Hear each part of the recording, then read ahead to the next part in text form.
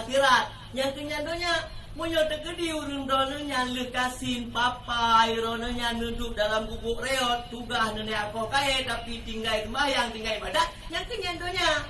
Tapi mereka tegedi tak untuknya lagi Abu Mudin tegedi putra yang tegedi motor lawainya lo kupiah kadang duri motor-motor mahal-mahal ya.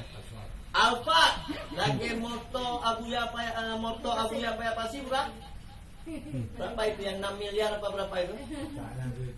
Pokoknya yang Acehnya sehingga Kapolda Lepu ditanya apa usahanya? Usaha putra kau ke motornya, ini yang Kapolda kadang kalau Abu kan lagi motornya hana gitu sosok Ana kunci imbi hana gedupat, buku-buku hana gedupat. Yang bekan motor dah mu pajak je ada bayu. Mu pajak je akhir dah rumah dua fa tu.